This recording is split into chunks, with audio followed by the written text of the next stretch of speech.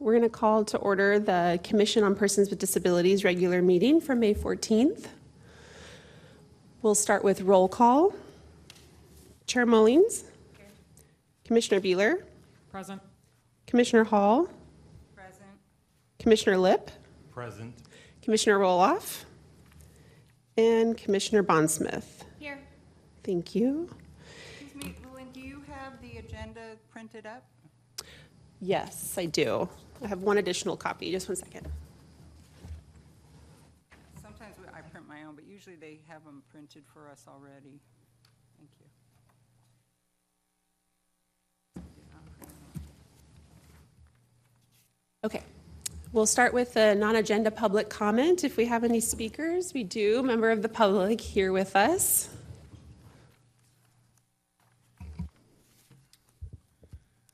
All right, commissioners, thank you very much for your time. Before we dive into the subject matter for tonight, I do have a brief non-agenda item. The Planning Division was contacted a couple of weeks back by a member of MTC who's interested in having both a member of the staff and a member of the Commission on Persons with Disabilities join us for a panel on the Universal Design Ordinance, the recent amendments that we've been working on, and also sort of the original adoption process that we went through for that. The folks at MTC have asked me to talk to you folks to see if there would be a commissioner who's interested in participating as a panelist. I do have a handout here that I'll pass around. The subject matter would be focused, as I mentioned, on the Universal Design Ordinance. And the nature of the session would be about an hour-long panel during which the audience would be comprised primarily of members of the disability community, advocates, and folks who aren't necessarily subject matter experts on the actual ordinances or the state laws, but who have a sort of vested interest in the topic. So the sort of structure of it would be a staff member, likely myself, hopefully a Commission on Persons with Disabilities member, and likely somebody from HCD who's got experience working on the issue. And we would speak both to our personal experience in the city, working on the recent amendments and the original adoption, as well as areas that we see there could be coordination with HCD on making improvements over time. A lot of what we do in the ordinance is somewhat limited by state law. And so there would be sort of an introductory beginning part to this session where we explain sort of what the Universal Design Ordinance means and ways in which we try to apply it so that new residential development is constructed in a way that's actually universally designed. And then beyond that, to have an additional sort of listening session, and then to follow that up with some sort of responses to the main themes of those comments. So would love if the commissioners would take the time to speak amongst themselves and see if anybody would be available. We don't have a date yet. It'll be either the 16th or the 17th. I've been told it'll be an hour-long session, likely between 3 and 4 p.m. It does look like they have a virtual attendance option for what it's worth. Otherwise, it is being held in the city of San Francisco. And there's some other relevant sort of logistic information there on the flyer I have for you. So the hope would be that the commission would be able to settle, if anybody is interested, on a member who would be willing to participate in this panel relatively quickly. The hope is that we would be able to meet with MTC and hopefully also this individual from HCD who would be joining us on the panel sometime late next week. So I know this is a quick turnaround time, throwing a lot at you, but if you think you'd be available for that date, if you think this is something you'd be interested in participating in, certainly we'd love to have you. So that's all I have to say about that, but if you have any questions, certainly happy to answer those either now or after the meeting. Thank you. Okay, thank you, Speaker. Now we'll move on to there's no other public comment. We'll move on to the next item on the agenda, approving the minutes. There were 3 batches of minutes for you guys to read at your leisure. And I just wanted to try to maybe do a vote to approve all at once, if that's okay. So. I had one Yes, please. comment on that, and it could be that it happened, but it seemed like on B and C, the commission communications was the same. And I'll admit, I looked at it on my phone, so it might have been a user error when I was accessing them, but it seemed to me like there was a duplicate portion on the second and third ones. Okay, thank you. Sure. That was the only, it's a nit, nothing dramatic, but that was one thing I wanted to flag. Okay. Commissioner Hall here speaking. I noticed that the January 22nd is not there. Correct. We So- have March, but. Yes, January was not done in time for the submission, for the agenda to be posted. There was a delay on the, sorry? March was, which was after that. Correct. There was a delay on the video for January, so those will be ready for approval at our July meeting.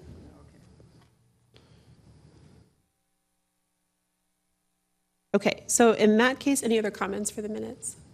Okay, we'll go ahead and vote to approve the April 2024 one while I confirm the discrepancy on June 2024 and March 2025. Does that sound okay? Yeah. Okay, so if there's a motion to approve April 2024 I can move to approve. and a second? Seconded. Thank you. Okay, so at the July meeting for our commission, we will have June 2024, January 2025, and March 2025 to reread and approve, hopefully. Okay, thank you.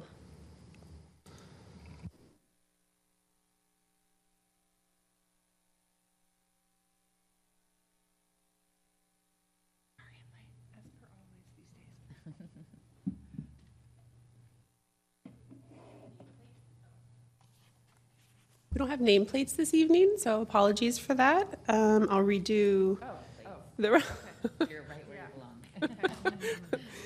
I'll mark you as present. Okay. Moving on to the regular agenda items. We are going to introducing item 4A, the zoning ordinance amendment, universal design ordinance update. This is to discuss proposed zoning code updates to sections relating to universal design ordinance in the Alameda Municipal Code and related technical amendments. And this will also address exemptions related to universal residential design accessibility standards. Okay. Speaker Tristan?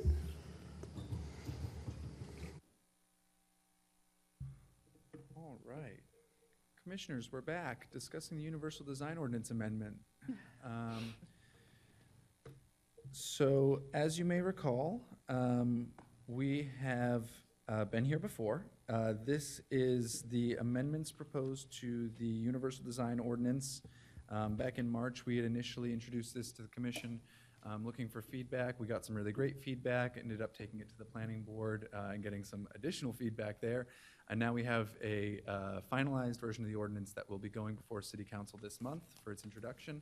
And we wanted to bring it back before you folks for your request to make sure that we didn't have any additional comments or questions about the changes that have happened since. For what it's worth, the PowerPoint remains relatively unchanged, so I'm going to go ahead and just leave it at this because I think it's a pertinent topic, and if we need to go around and explore some other slides, we can certainly do that. What I think I will do here is maybe just go through a brief review just to remind everybody of the amendments that we're proposing and sort of the nature of the changes, and then I can go over specifically some of the things that have changed since the last time we met in March. So let's dive right into it. As you may recall, the Universal Design Standards are a set of standards that apply to all new residential development in the city and require accessibility for the new residential designs to ensure that they're both enterable by folks of a wide range of abilities, but also that they can have a wide range of rooms that they have access to. So far, the implementation of the Universal Design Ordinance has been considered a success in the city. We've definitely gotten what I would consider improved designs, certainly more accessible designs as a result of it. However, it was identified by staff in the annual review process. You may recall that staff is obligated to annually review the Universal Design Ordinance application as part of our sort of housing element annual review process. And in doing so, it became pretty clear that there was an abundance of both waivers being granted for universal design of specific building types and the use of density bonuses to essentially produce the same result, waiving the requirements of universal design in a really broad way. And so staff wanted to, A, make some very simple updates to things like obsolete definitions, things like department names, as the commission very aptly pointed out last time, we needed to update the name of the Commission on Persons with Disability in the ordinance, but also more importantly, to make sure that this process by which developments were sort of broadly waiving the requirements of the Universal Design Ordinance, we felt that we could more narrowly exempt the building types that were applying for these types of waivers, and therefore still require them to comply with the aspects of universal design that were not precluded by the nature of their building type. And so specifically, we were trying to target townhouses. You might picture sort of a row house if you're thinking fronting right onto the public right-of-way with no garage. Otherwise, you're probably picturing something with a garage in the front, tall shared walls, entrances side by side. And so these building types in particular present some challenges with meeting some of the requirements of specifically visibility, but also of the universal design. You may recall that universal design more broadly in the ordinance is sort of broken down into both the 100% visibility requirement, but also a 30% universal design requirement for all units in a specific project. So the nature of the exemption that we've built to try to address this concern has actually changed a little bit since the last time we met. The part that remains the same is the exemption to visitability, which is based on a floor area criterion, basically saying if you have very limited floor area on the first floor of a townhouse style home, by nature of the limited area, you're not going to be able to make all of these accessible rooms, and therefore we offer an exemption to that requirement. We've also sort of tiered off of that and saying if that is true, and in addition, the project is very small, and it used to be an acreage requirement. That's what we brought before you in March. But since then, we've actually revised it to be a unit number requirement. And I can get into the details for why in just a minute, but first let me sort of explain how this works. The requirement for the additional exemption to the design review, the 30% design review, is based on the understanding that for a project that has many units, these larger projects can diversify the types of buildings that they're using to meet the universal design requirements. Specifically, they may have a townhouse portion of their site, but they're likely to have some other portion, for example, stacked flats, or you may have like a low-rise or medium-rise apartment building. And those types of buildings can achieve 100% universal design without really many modifications to the actual design of the building. And so for projects that can achieve that, it doesn't seem appropriate to exempt them further from that 30% universal design requirement. However, for projects that are sort of in this middling range where they're not so small that they can't differentiate their building types, but they're sufficiently large that they qualify for the inclusionary requirements for any project that has more than 10 units. By virtue of the fact that they have to have deed-restricted affordable units because of the inclusionary ordinance, which is triggered anything over 10 units, they're then basically eligible to, if they were so inclined, apply for a density bonus. So that density bonus could hypothetically be applied to universal design standards that they're unable to meet otherwise through the ordinance. And so it doesn't really make sense for us to provide them an additional waiver or an additional sort of concession through that, because they get a concession that can basically be applied to anything through the density bonus. And so it occurs to us that if such a project were to come forward and say, hey, we're not able to meet the universal design 30% threshold, but our project isn't big enough to have a low-rise apartment here to subsidize those kind of unit percentages, we might say, well, you do have to have, because of the inclusionary ordinance, some affordable housing. Therefore, you are eligible for a density bonus. Therefore, you should apply the one concession you do have to this rather than expect an additional waiver process from us. And so that's sort of where we got that 10-unit cutoff. And so the result of this framework would be for developments between 5 and 9 units, they would be eligible for this additional exemption because A, their sites would be so small that they wouldn't be able to actually diversify the unit types to get that 30%. However, for anything under 5 units, they don't actually trigger that 30% requirement for universal design. So that's sort of the new framework there for that exemption. You'll also notice if you look at the red line version of the plans that the way those are listed in the exemptions has changed slightly. That was a request from Planning Board to sort of clarify that. Hopefully that we achieved that with the way we've sort of broken it up. I want to acknowledge that it doesn't read super easily in the exemptions because it sort of cites other subsections of this chapter. That was intentional and is supported by our city attorney's review of the draft. It seems that it really doesn't do us any good to provide sort of redundant explanations of each of those sections within the exemption itself. And so while I acknowledge that might not read super clearly, it is intended to be sort of a very concise reading of the exemption. So that's sort of the major change. There are a couple of other things I wanted to go over. I mentioned that we had met in March, and there were a few specific things that were that had come up during that meeting that I thought I should mention. Specifically, the sort of additional clarity around the building official waiver. So as you may recall, there was an existing waiver whose authority was under the Planning Board originally for projects that have a substantial financial hardship due to basically on-site constraints, where quote-unquote equivalent facilitation was not available. And after a number of conversations, both with our building official, the Planning Board, and the City Attorney's Office, we determined that it wasn't really appropriate to have the Planning Board make this determination about financial hardship, that realistically the building official was best suited for this because they have existing building code sort of thresholds for what defines a substantial financial hardship. However, when we originally sort of drafted this framework for the building official to offer this kind of waiver, it lacked a little bit of nuance, a little bit of clarity about how they could apply the waiver, to what extent they could sort of partially apply the waiver and still require other sections of the ordinance, and whether or not there was sort of any conflict between the waivers that the Planning Board could issue and the ones that the building official could issue. And so we've sort of made some kind of minor changes, both to the formatting of that waiver and also to the actual language of it, providing both an additional subsection that allows for partial application of the waiver.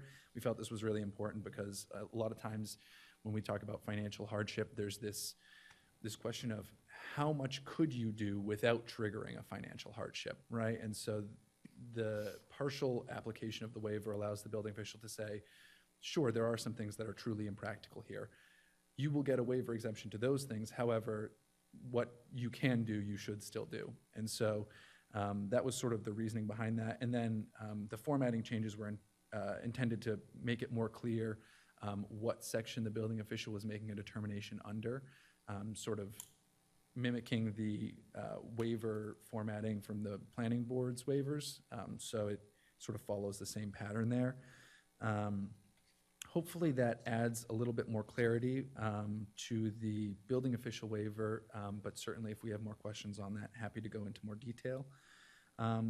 Other than that, I'd say the only other major change that I want to draw your attention to, because it's kind of easy to miss if you're just looking at the red line, in the definitions section, there were a number of concerns raised by the Planning Board about this sort of specification of the chapter of the California Building Code that we were referencing. That was actually a vestige of the model ordinance from HCD. We worked closely with the City Attorney's Office to try to find a definition of accessibility, which you'll find right at the top of the definitions, that could be applied to each of these sort of room types so that we wouldn't have to keep repeating ourselves over and over again, and also so that we wouldn't have to amend these, this section of the ordinance every time there's a change to the building code that affects this, or a local adoption of a building code amendment that would affect this. So that's sort of the intended change to the definitions, but that's pretty important too. Oh, and sorry, just one other change I would like to draw your attention to, because again, it's easy to miss, is in the annual reporting. We've modified that to be consistent with the annual reporting that we have to do for all of the planning department's annual reports. The reason being that it's basically the same process. We're required by the ordinance, as I mentioned, or rather actually by our housing element, to annually review the universal design standards. So these are sort of intended to just make that a little bit more concise at the direction of our director. And other than that, I think those are pretty much the changes that took place over the last couple of meetings. We did have during the planning board meeting, there was a little bit of a question about adding a definition for townhouses, because as I think I noted at the beginning, this is really intended to be sort of narrowly targeting that building type. And so there is an additional definition in there as well for townhouses, but I don't feel that needs to be scrutinized too closely. So if there are any questions, comments, concerns, happy to address those now. I know this is something we've talked about before, so I don't want to talk your ear off about it, but. I'm actually brand new. I'm Commissioner Lip. Thank you. Nice to see you, Tristan, and meet you. So I apologize if this is a redundant question. Why townhouses specifically? Yeah, so townhouses, are not sort of categorically exempt the same way something like an ADU is, right? And B, there's a pretty significant history here in the city of townhouse construction not being able to meet the standards of the Universal Design Ordinance. From a practical perspective, like physically being unable to be configured in such a way that they could meet those standards. And so that was the reason we were targeting townhouses, was really because of past projects. In our early conversations with the planning board, there was an early indication that we actually shouldn't name townhomes at all and should instead say, basically units that meet the following criteria, and describe a townhouse without calling it a townhouse, such that it could be very broadly applied. And we basically came to the consensus that there really isn't a unit type that isn't a townhouse or a row house that meets those criteria. And so it kind of became, there was no real function to not calling it a townhouse. But yeah, I mean, to answer your question, it was a review of past development projects that kind of provided the impetus for the targeting of townhomes. Great, thank you. Yeah. Okay, other commissioner questions? Where are you in the process? It sounds like, are you on the cusp of bringing this to city council for approval? That is Sounds correct. like. Yep, Okay. yep. The intent is to bring this before the city council for an introductory reading this month. Okay. I'm curious, just because I pulled out the February 13th, 2017 draft. Okay. Do you have any idea how many drafts they've gone through, how many revisions? I mean, I was reading the updated, and there's quite a bit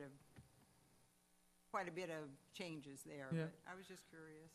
So as I understand it, there were no changes adopted since the 2017 draft. I don't know how many revisions went into the original adoption, if that's what you're asking, but our research showed that since 2017, it hadn't been amended. So not just until this last couple of years. That's correct, yeah. I have a question about financial hardship. And I'm sorry, I was not at the last meeting.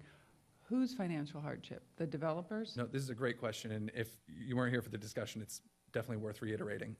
So the way the building code defines financial hardship is with a 20% threshold, and that's 20%, I should maybe backtrack a little bit. In order to exceed that 20% threshold, the value of the improvements needed to comply need to exceed 20% of the valuation of the entire project. That's a pretty high threshold.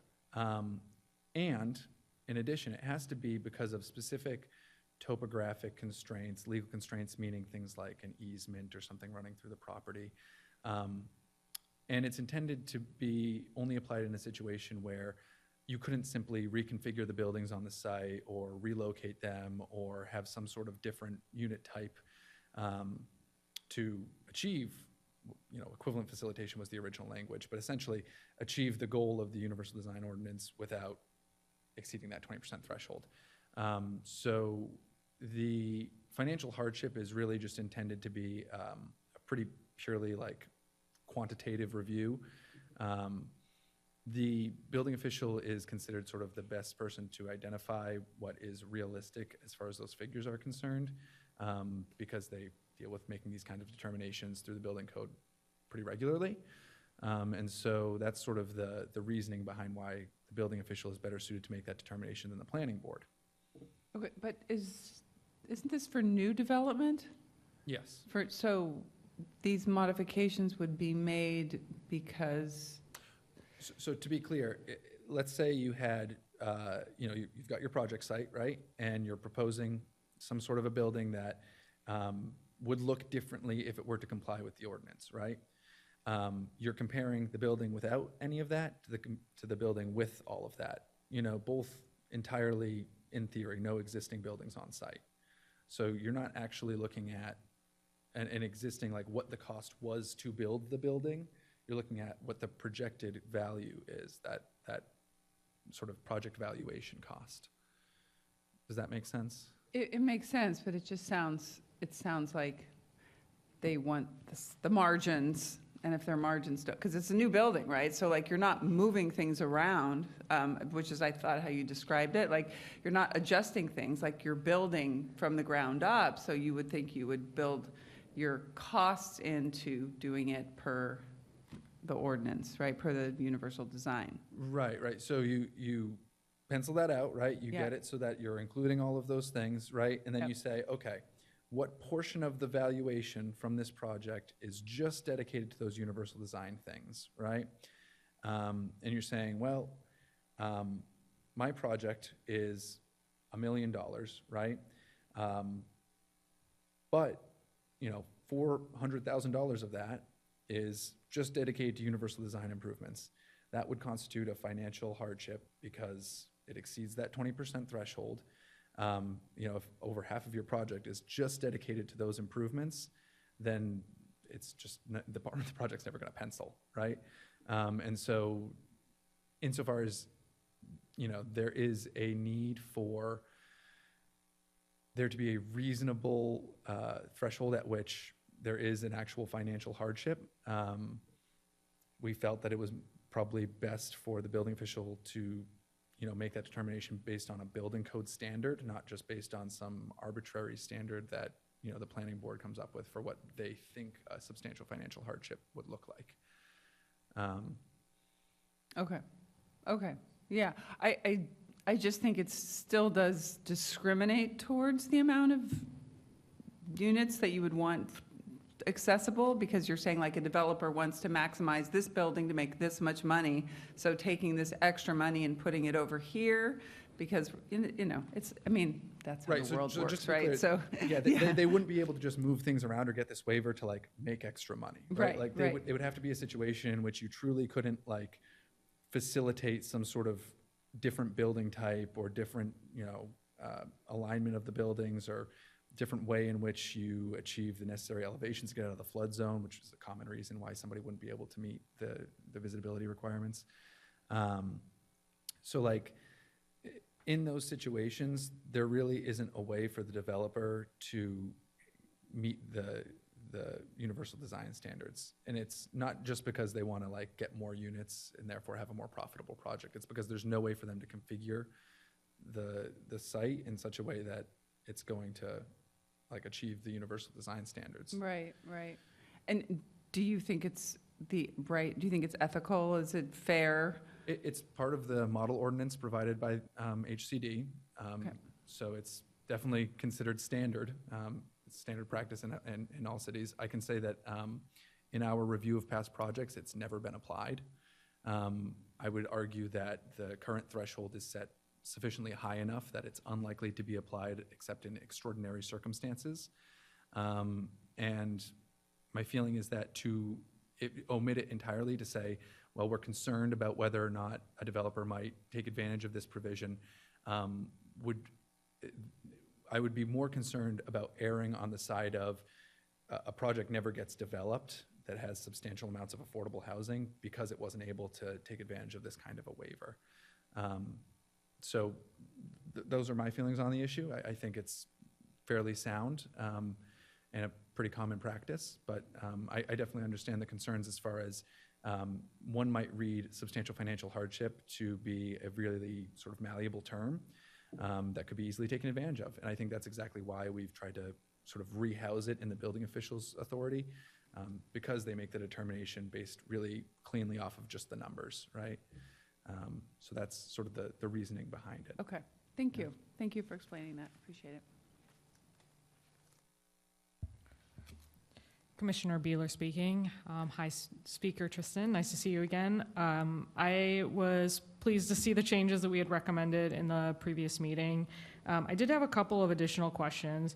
One about the enforcement and annual reporting section. I was curious about why we are no longer requiring the report to come to this commission as well as the planning board. I was curious why that is no longer part of the reporting process, and whether that's because of what you mentioned earlier, that the housing element annual report already requires that.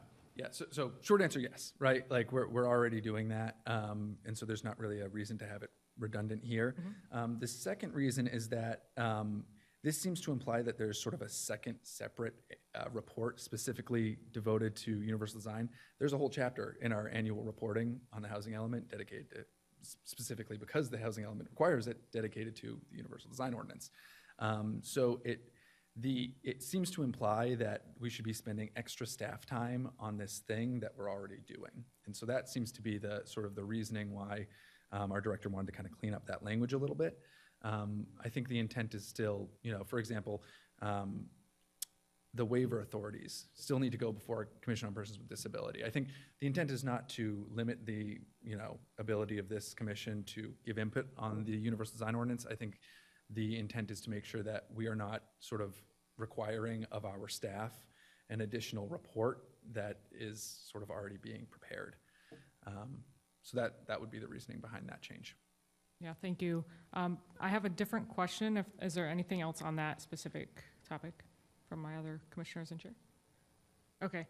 My second question was if you could explain a little bit why we are striking language like meet and exceed, or to the greatest extent, the widest range. I'm asking in part because it's in the new red line, but I don't believe it was in the previous red line.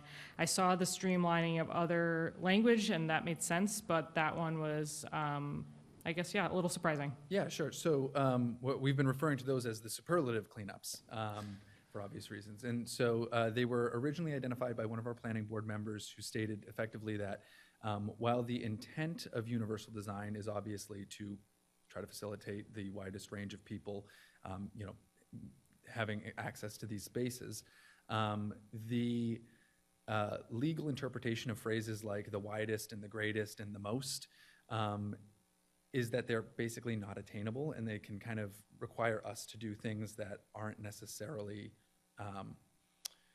possible, right? It basically sets a threshold for somebody to be able to challenge us and say, well, you didn't meet the widest possible, you didn't think of this. It sort of creates this non-exhaustive list problem, right?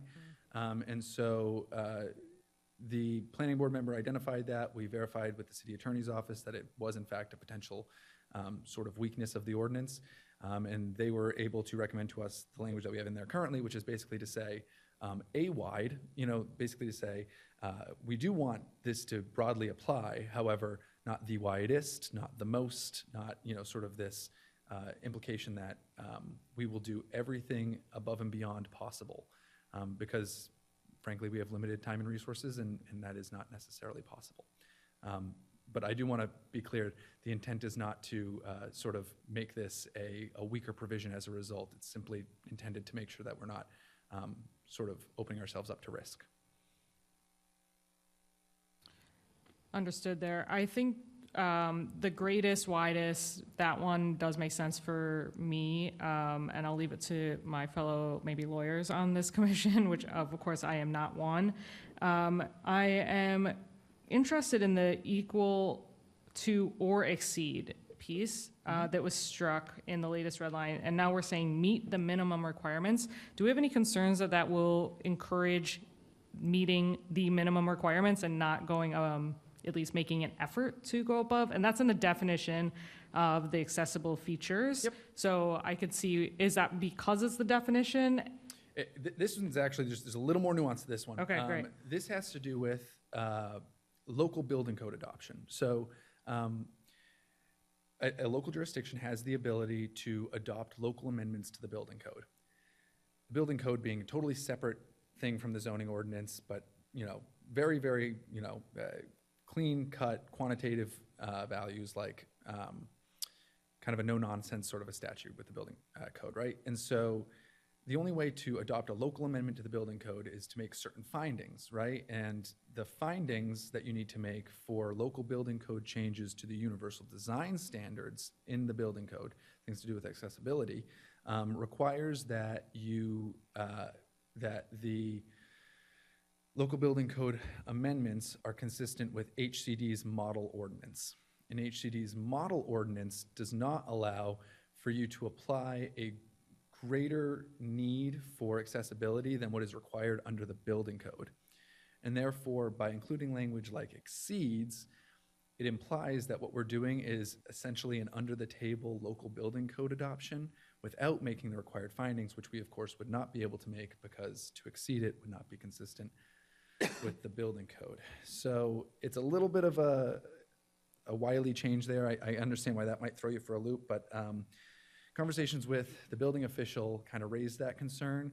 And in fact, not to sort of draw on the non-agendized item, but one of the things that we'd like to bring up at that sort of panel that I was discussing earlier would be the conversation about what HCD can do to provide changes in their model ordinance such that local jurisdictions can, in fact, adopt local building code amendments that would allow them to more broadly apply universal design standards. So it's an area that's rich for improvements from the state perspective, in my opinion, but as things stand right now, we basically can ask them to meet the building code requirements and nothing more. Great, thank you. Appreciate it. No other questions. Thank you. This is Chair Mullings. I have a question similar to Commissioner Roloff. And basically, I want your judgment. And I obviously, there's a lot of very specific language chosen in the proposed amendments. But I would just like to hear your thoughts about, do you think the current rev that is going to City Council for adoption, does it give enough room for the building inspector, the planning board to have the opportunity and the leverage using incentives and whatnot to achieve what I call like the least worst outcomes when someone can't meet the universal design requirements? So it's, you know, it's a very nebulous question, but hopefully it makes sense to you. Yeah, I know. I think it's a good question, right? Because that's the goal, right? We came in with Exactly. these goals, and, Yeah. and I think there has been a lot of work in the various revisions we've made to make sure that what we're doing is not opening up the universal design ordinance to be taken advantage of by a developer who just doesn't want to meet it. So I would say that a lot of the revisions are very tempered. They may only apply very narrowly, and it may be that they only end up benefiting a couple of developments over the next 10, 15 years, right? I will acknowledge that this is, you know, it was always intended to be very narrow.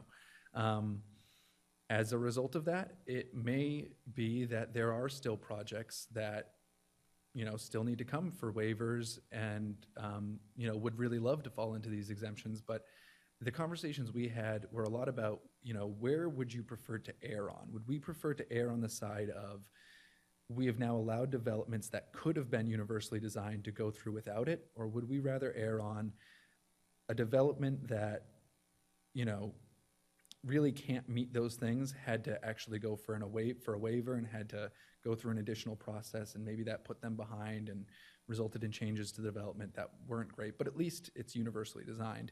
And I think what we determined was we'd prefer to have things have to go through that waiver process. You know what I mean? We prefer to have things be universally designed and be a little bit more challenging to make happen than to potentially allow things to happen that could have been universally designed but didn't end up happening that way. And so I would say it's cautious, but I'm hopeful that it will be effective. And, sorry, just as a follow-up, like, do you think, are there mechanisms, you know, or is it mechanisms to encourage compliance? Like, if we're granting the waiver, I mean, I think I saw language in there, I don't have it right in front of me, where it's saying optional, what is it? Optional features requirements may still be requested, which optional requirements kind of breaks my brain. Yeah, a so little bit. that's an interesting section. We can actually go into Okay. that with a little more detail. So that section in particular, We changed the word optional because we had the exact same reaction to that. We said optional requirements. Well, they're not really optional in the situation in which this provision They're is available, triggered, maybe, right? yeah. And so what we now have is it's titled Required List of Alternative Features. Okay. Because it is in fact required, it is not optional. Yes. However, they are alternative features. They're not necessarily the features that are required elsewhere in Got the it. ordinance. So yeah, for things like that, I think we've tried to make it clear that they're not, we felt the language was confusing in the same way and tried to make Okay. it a little bit clearer. And I apologize if I misread that, and that was already No, one of that's, the revisions. there are lots of very tiny, like, single word changes in this, so I do not expect any of the commissioners to be I see it now, familiar with yes. every little change, yeah. Okay. Great, I appreciate that, thank you. Yeah, no, that was an important one. Thank you. This is Commissioner Bondsmith. If you were to look, say, retrospectively over applications over the last year or so, how many would meet that small, less than 10 versus 10 or more unit definition? 0. Zero. Over the last year, 0. And maybe I should kind of explain a little bit. Projects that are generally, we're in a bit of a weird time in housing development, right? For larger macroeconomic reasons that I won't go into. If you were to be proposing a larger scale, more than a couple of units, housing development right now, you are likely to be proposing a very large scale housing development or an affordable housing development. And so we are not currently receiving a lot of applications at all for things that are in the range of, fewer than 15 units. So unless they're like, statewide streamlining laws, SB 9, things like that, for like folks to do small lot subdivisions or, duplexes, ADUs, relatively kind of minor housing projects that technically do densify but aren't really, they're not triggering things like this. So I think part of the reason that we want to provide that exemption for those things is to encourage it, because we do have lots in Alameda. A great example is what we used to refer to as the tennis courts development, where you have sort of areas in residential blocks that are sufficiently large enough to have between maybe 5 to 15 unit developments. But by nature of the types of buildings that you would construct there, they have to meet all of these additional requirements, and they don't pencil because they're on such small sites. And so this is one of the ways in which we felt we could sort of incentivize that type of a development rather than a really massive housing development that's going into like one of our housing element sites, right? So the hope is that by sort of giving the added benefit to those sort of, 5 through 9 unit projects, that they would have an easier time, or would even be possible, because they frankly aren't right now. Okay, thank you, that's interesting. And then of these bigger applications that have been received, how many of those would have a square footage of less than 150? Of those, I think we only identified 2. But that is 2 of maybe fewer than 10. Okay. So 2, but not an insignificant proportion. Okay, thank you. And then how many are qualifying for a density bonus? Of those, of all of the larger projects, all but 1. Okay. And a slightly different question. When we were talking about financial hardship and waivers, you mentioned that it allows for a partial waiver. Who is deciding what's waived and what's not? The building official. Okay. And that's going to be a decision based on building code, or how do they That would how do they be, choose? so the way this kind of works, and actually, before I address that, if I could just go back real quick to the density bonus thing.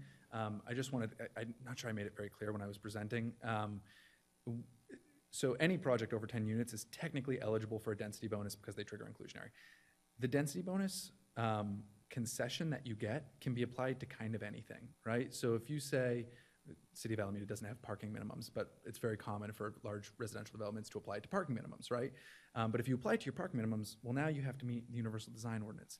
And so it's important to remember that in cases where projects did apply their density bonus to Universal Design, they were often still meeting some aspects of the Universal Design Ordinance. They were just applying it to those which they could not meet. So just a little bit of a clarification there. to your second question, the, and maybe you could just kind of help me reframe this a little bit. When we're thinking about the building official partial waiver, the applicant is the one submitting the waiver to the building official saying X, Y, and Z is why I have a financial hardship. And so the building official can then look at any configuration of X, Y, and Z and say, well, what if you just did X and Y and not Z? What if you did Z and Y but not X, right? And they can say, well, what is the maximum amount of things we can get out of you as far as universal design? Like, what is your maximum amount of compliance without tipping that over? Can you do all three? And you're just trying to make your project seem like it can, right? Or can you genuinely only do 2 or 3? Or maybe you can actually genuinely only do 1 of the 3. And because it's a historic district in San Francisco where there's hills and, you know what I mean? Because it's got all these things, you truly can't meet it, right? I think it's, again, fairly unlikely for that to happen for most of the developments that we see. But I think it's still important to have a provision that allows it. And so the thinking behind that partial exemption is the building official is going to get the greatest amount of compliance as they can.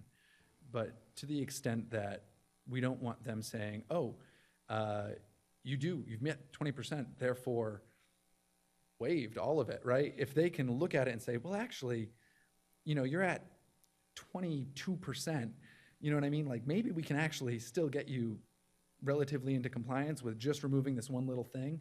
Let's do that instead of giving you sort of a writ large exemption to the whole thing.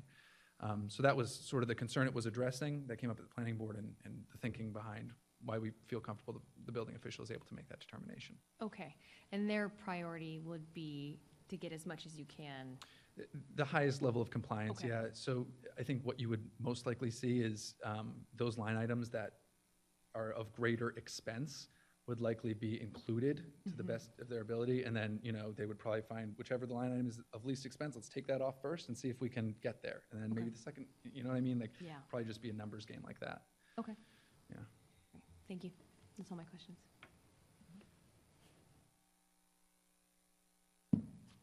Okay, any other commissioner questions? Public comment? Seeing that there is none, we'll move to further commission comments or discussion about this agenda item.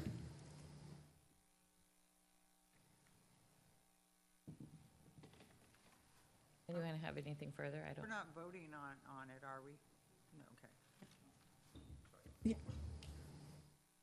That being said, I was informed, so I sort of double checked with the city attorney's office. We agreed that while this isn't an action item, you are welcome to recommend to the city council either whatever it is that you recommend. I don't want to put words in your mouth, but you're able to make a sort of informal recommendation to the city council to suggest, because I think I mentioned we will be going before them, and we would love to be able to say the Commission on Persons with Disabilities did in fact hear this and have some input for us. So regardless of what that input is. So thank you. Okay, so let's use commissioner comments. If anyone would like to elaborate on a full, partial, or non-recommendation, and then we'll do a motion to recommend at the end.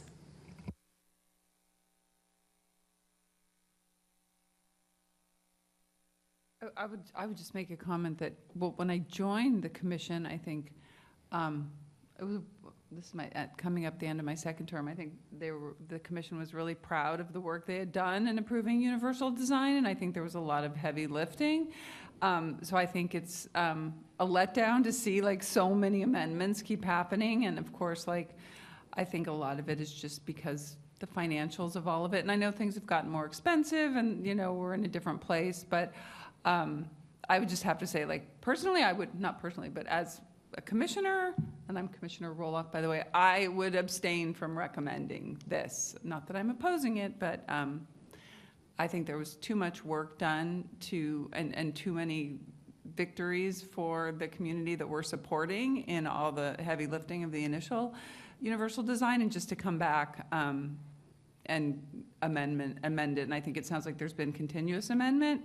I would hold. That's my 2 cents.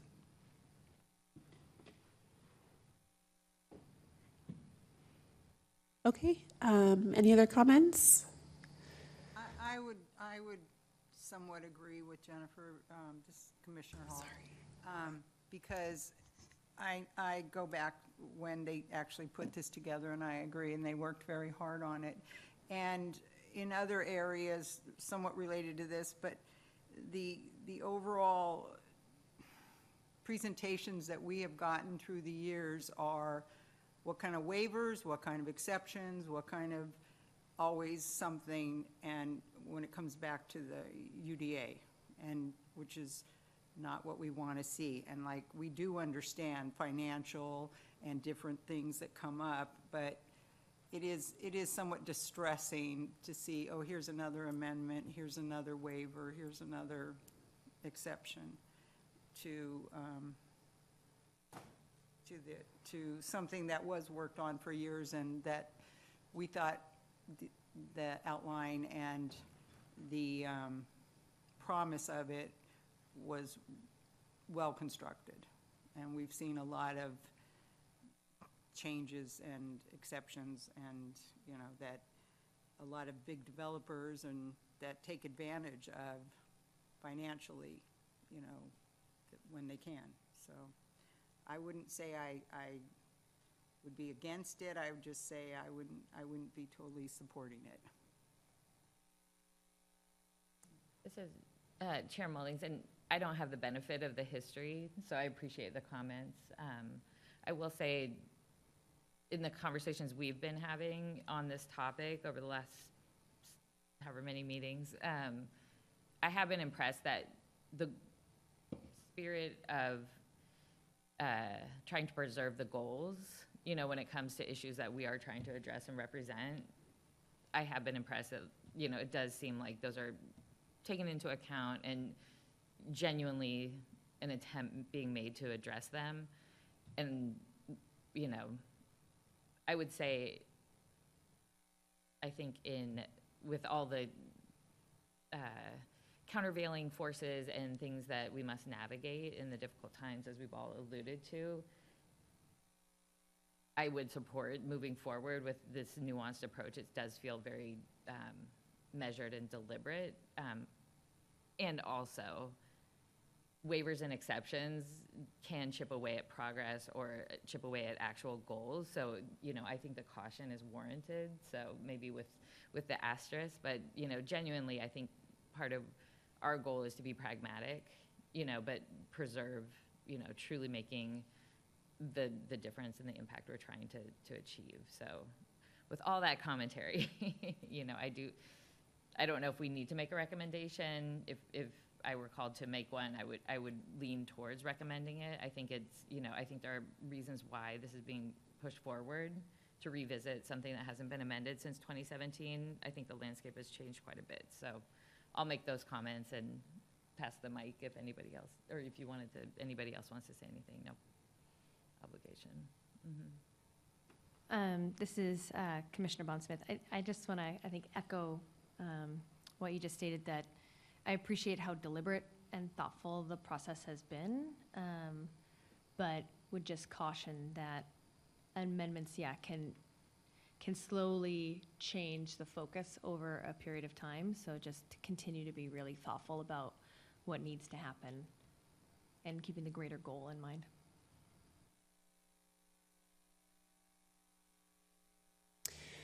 Okay, not trying, oh, go ahead, I have please. a question. So what happens if the council doesn't approve this? What would be the impact on housing? Please. You mean the city council? City council, yeah. Right, so, Good question. yeah, so the current regime would continue, right? Which is, you folks would continue to hear waivers for projects that are genuinely unable to meet the universal design standards. And presumably, there would be a number of sort of shortcomings that would continue to exist in our current ordinance, things like, you know, optional features or the sort of out-of-date references and things like that. I think from a practical perspective, realistically, it would maybe modestly discourage some types of housing development and would likely create a bit of a additional hurdle for projects that, again, would never actually get universally designed because they can't be, but would continue to require them to sort of go through a series of hearings to be able to demonstrate that to a public hearing rather than to a staff level assessment. And I suppose the only other thing is that the continued presence of the financial hardship waiver under the authority of the planning board creates a bit of an opportunity for developers to make a case that would not stand to the building official that might allow them to get a waiver that they would not otherwise get if the amendments were adopted. So those are sort of the major changes as I see them. I think there are dozens of sort of very minor changes, but those are the significant ones as I see them. So it would help streamline the process, it would get housing built faster. And it would close loopholes that are currently being used by developers to broadly waive the universal design ordinance and replace them with very narrow exemptions. I think that's an important one to note as well, because again, past housing developments have been relying pretty heavily on the waiver process. And so by instead creating this narrow exemption, you have a way to sort of tell somebody who's come for a waiver process who didn't qualify for that exemption, well, we've built this exemption in for you, and therefore you can either meet that or comply. We're not going to give you a waiver for that. And alternatively, for projects that do have this situation where they genuinely can't comply, it provides as you mentioned, it provides some level of streamlining for them. But I think the greater concern for us is these projects that are getting broad waivers for things when they could hypothetically meet other aspects of the universal design ordinance. So I think that would be sort of the larger concern for us. Okay. Does that answer your question? It does, yeah, thank you. Great, thank you. Okay. Any additional comments from the commissioners? Okay, so I'm not implying that you need to proceed like this, but is there a motion of any kind for recommendation or anything else related to this agenda item?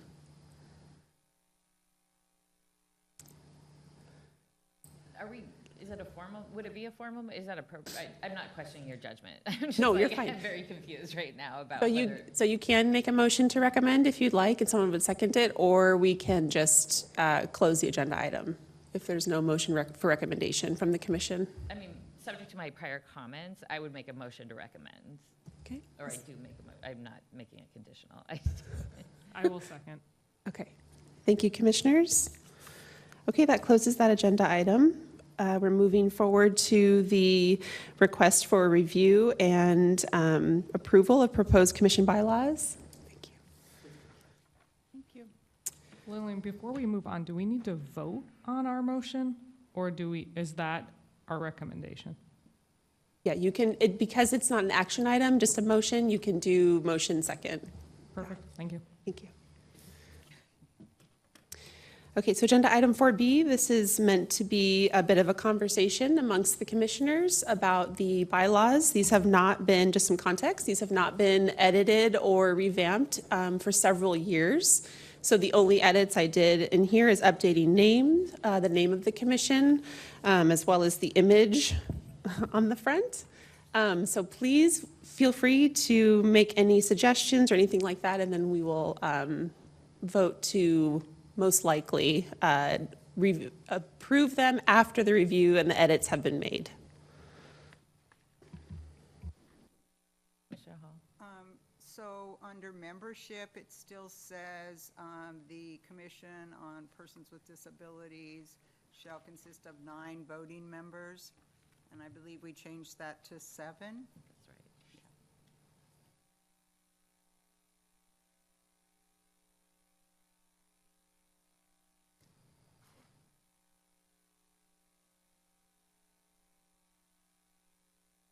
I think there are a couple of references to 9. There's one on the first page too.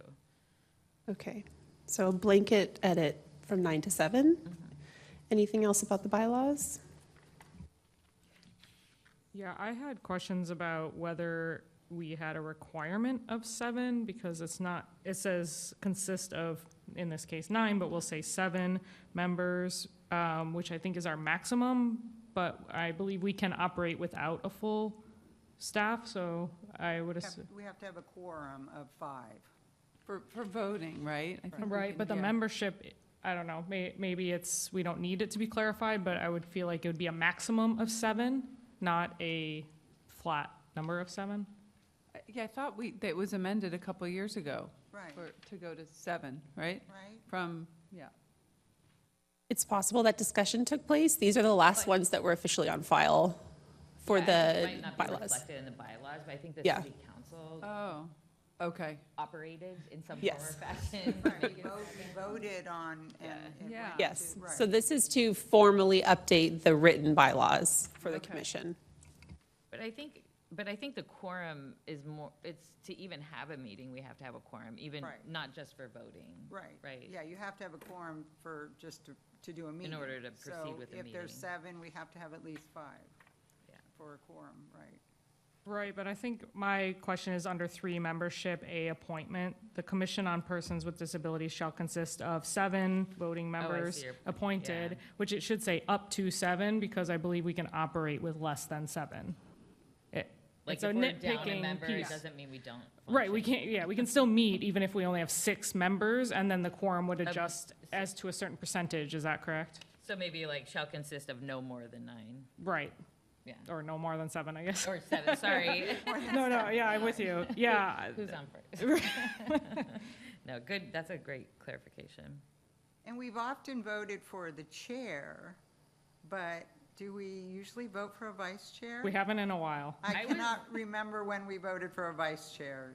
I think we did a few, Years I think back. I missed a meeting where we voted for the chair this year, but we had voted for chair and vice chair in the Vice chair. past. No, I know for chair, but I don't know. Thought vice chair was just the second runner-up, like, but I don't know. Maybe. Maybe we'll look at the minutes. Yeah. I don't think From that. I don't really think we've addressed the vice chair like, yeah. I don't know.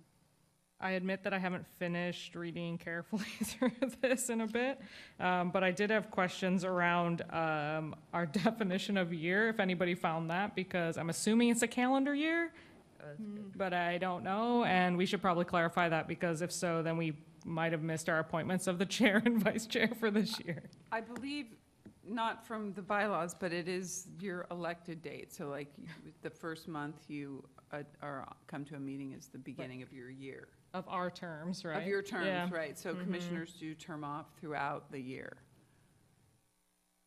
And that's how it's been. Mm-hmm.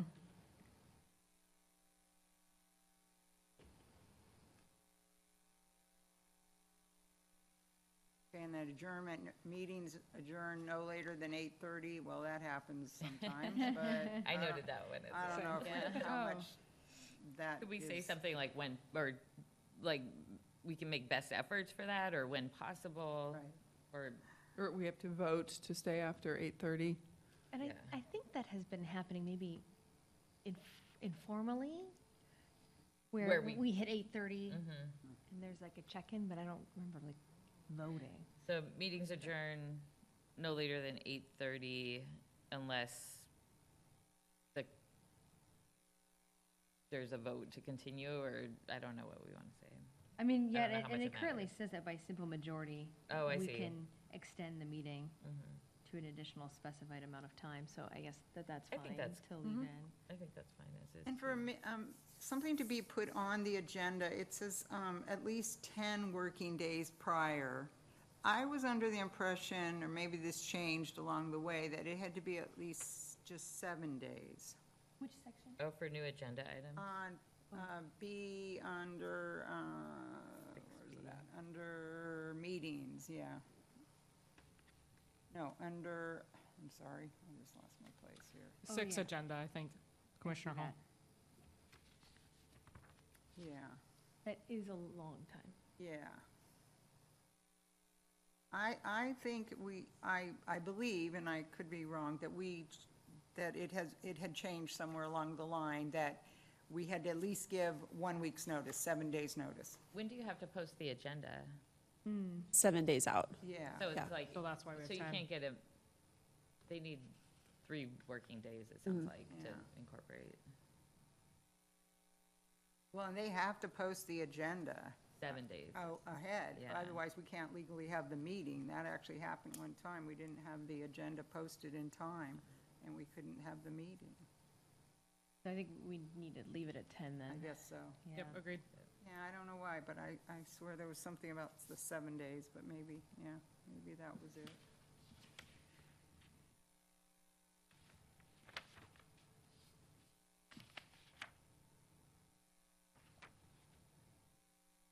For those of us who've been on the commission for a minute, maybe a couple years, I feel like for number 2, the purpose of the commission, we had a workshop where we drafted a new mission, but I don't know if it was the purpose. I don't know if anybody else remembers this, but it was while we were still virtual. So I was looking back over the dates, and I think it was back in October of 2019. But I did not see any minutes attached, and the video was not working for me when I was trying to play it earlier today. So I'm not sure if we're going to be able to recover those minutes from back in 2019, but the purpose did seem a little dated to me because I feel like we did update some new language around, maybe it was like around the recommendations and types of wording that we wanted to use that align more closely with how the commission can operate within. Yeah, I think at one of the retreats, we did that. Yeah, and it was a virtual retreat, which I remember we But we I worked don't- on that. Yeah, but I don't remember But I- specifically. But I think, didn't Sarah say that we don't have minutes from the retreat? I don't think we adopted minutes. Maybe we didn't. Yeah, I don't think. it That was might be why they captured. weren't Yeah, there. Exactly. I feel like we had like a mural or some sort of collaborative thing online that we would have been able to. Maybe Sarah has this in record somewhere. You know, we did that one retreat at Mastic. I don't Yeah. remember what year that was, I but think that predated me Yeah. because I joined during COVID. Yeah, maybe 2018. I think it was the year after Universal Design. maybe. Yeah. So is there a section that you would recommend changing after reading this? Yeah, I feel like number 2, the purpose of the commission could be more aligned with the mission that we have stated on the website, and I think those languages may need to be merged in the bylaws. At least we could see a red line version of this perhaps to vote on later. And it would align the mission that's stated on the website with language in the purpose.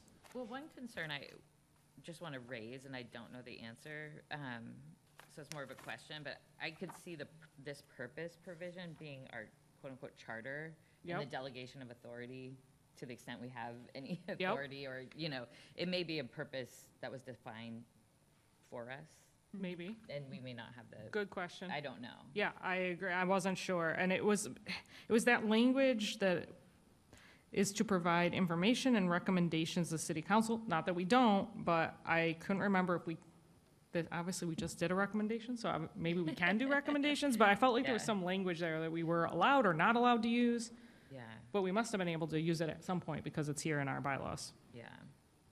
I think, I feel like planning board is the only board that can actually like stop things. We just recommend, like, we Okay. don't Yeah. So vote, maybe just- recommend was fine. Yeah, Yeah. recommend is okay, but we don't, like, officially, doesn't really matter what we say at We're the end of the day. ineffectual in some ways. Right. Yeah. And I think if we were going to try and change that, was that like a vote of the people? Like if we were trying to become more of a board, like if we were trying to have authority like planning board where we could actually like stop Interesting. progress? Yeah, I Yes, mean, I can imagine. I don't think we can just decide to do Yeah, that. we can't do Yeah, but I feel that- I mean, Mutiny. that last sentence in this purpose paragraph, Yeah. it's basically saying like, we are not invested with any authority that Right. would Right. pull from Yeah. any of the other committees, commissions, boards, or the city manager. So I just don't think we're endowed with, I Right. don't know where else the authority might come from, other than those places. Yeah, I just know stuff does, like, Mhm. planning board can shoot down what Like, we they just make heard. decisions They can with, say no, and you have to go back. Yeah, they Yeah. can, yeah, their decisions are binding, I guess? Well, they're actually not binding, but there's a process, and then if they're overturned, they have to go back to the city Yeah. council, yeah, we can appeal it. I'm wondering, I would think we may analogize to other commissions, let's say the golf commission or the commission on there's arts, like like a- it's more of an inform and recommend type Yeah, I of think there's like a purpose. traffic Traffic commission, is that what they call it? Something like, yeah. Yeah, we're like with those. You know, Commissioner Bueller, I think you have a good point about like just updating the language, you know, and maybe there's a way we could recommend to our, you know, to the city council, you know, could we revisit language to, you know, be more reflective of values and, you know, the true purpose or like the evolved purpose where we're at. Like, I don't think it's not a dead end, but it's just maybe we need to find the right logistical way to bring that about. I wonder if that would be like adding a section that says the mission and Right, not it's not taking away from the additive. purpose, if that's I kind like of that. something that is a little bit less malleable, we can add to it and say the commission's, I don't know, self-defined mission or something like that.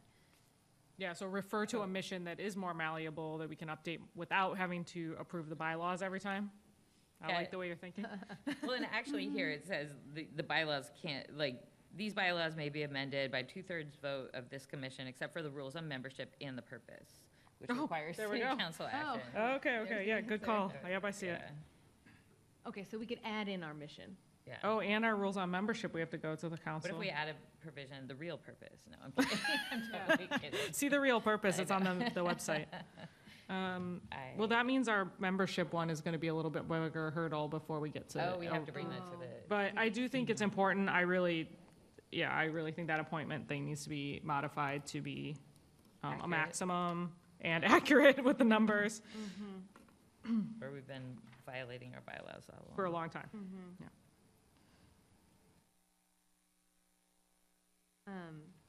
On a separate note, maybe this is covered in some other document, but I remember if you were going to, say, participate in the meeting virtually, you needed to give us notice of your location, correct, a certain amount of time. Is that somewhere in here that I missed?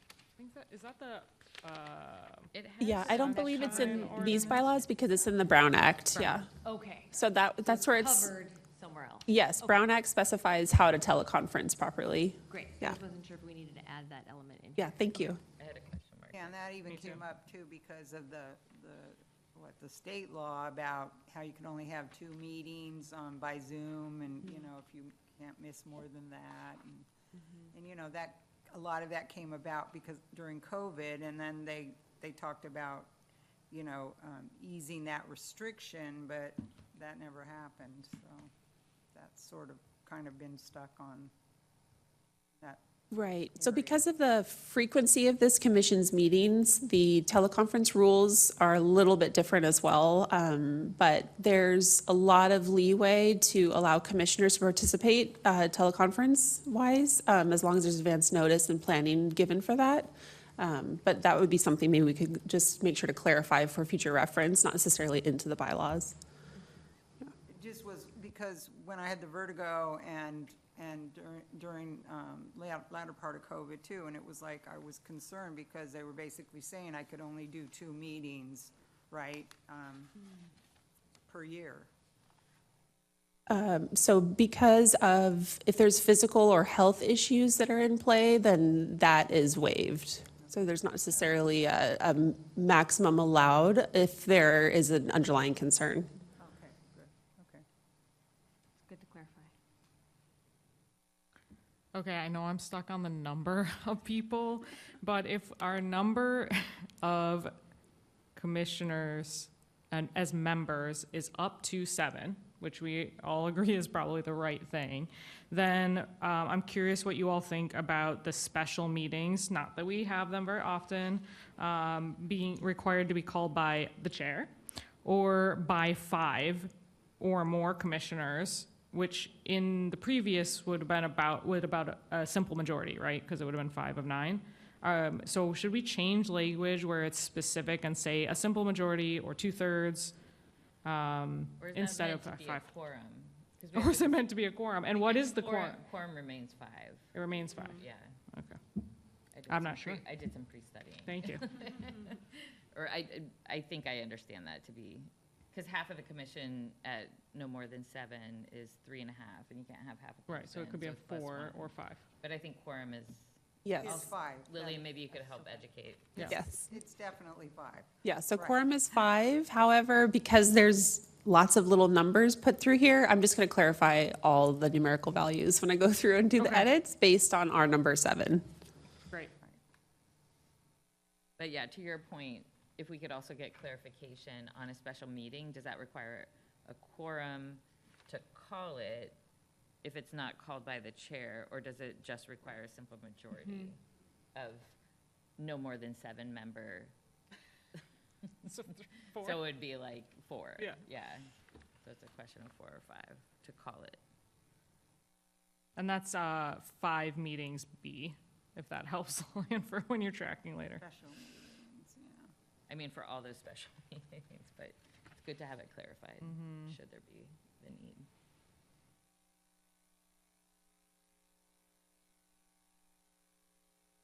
So to change the purpose of the commission, we need to go back to the city council? Okay. That's 'Cause correct. there's a phrase in here that just, it doesn't seem consistent with what our values, and it says to become an integral part. I really is to remain and to become, right? So as a person with a disability, one of my biggest fears is I will lose my autonomy and participation in this community, which I have now. And so I think that's a really significant change, really important. Yeah, and even like the whole, that's a great flag, like the whole sentence, encouraging persons with disability to become an integral part. It's like it's very from on high, And, yeah, rather than, exactly. yeah, to your point, like the agency of the community. Yeah. Like, we're just a focal point to talk about that, but we're not necessarily the acting Exactly. party. I think in 2004, when that was first written, it was a progressive statement, but and it isn't now. Yeah, Yeah. great observation. I don't remember what year we changed the name. Because we used to be The Commission on Disability Issues disability issues. That was after 2017, because I went through and edited all of those at That's least. right. Yeah.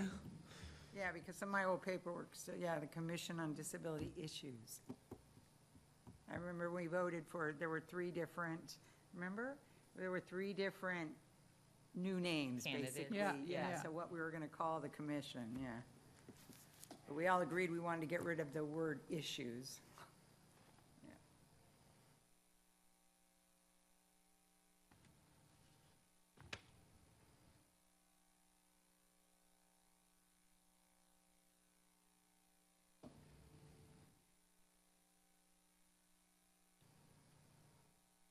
I'm curious, Chair, if you have strong feelings about Section 8, Rules of Order, Section C, Commission Deliberation, getting the floor. Chair, may I speak and talk in this moment? Because it's very formal, and we are a little bit less formal. I don't think we've done this. It says, every member desiring to speak shall address the chair, and upon recognition by the presiding officer shall confine himself or herself to the questions under deliberation, avoiding all personalities and indecorous language. I don't know if this is just, I don't we think have it to have it. reflects how we, It's more similar just to city Preside. council, Yeah. you know, Yeah, wording. and maybe we can't change it, but that's fine. It's a lot of the wording. if possible, you know, is it okay if I call you Lillian? I was like, I don't know what the proper term of address is, and I apologize. Okay, or staff member. Cool.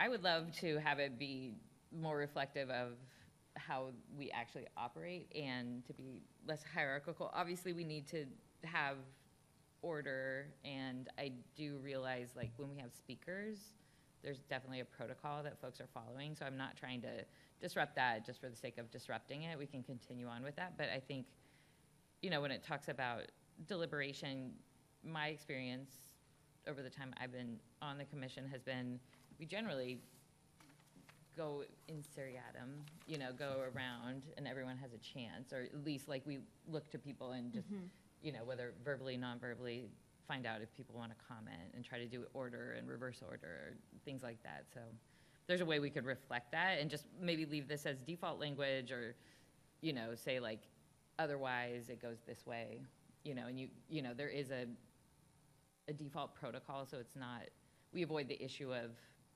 not knowing how to proceed, or if there's an interruption or some challenge, like we have a rule to cite to say, like, here's how we're gonna get back on track.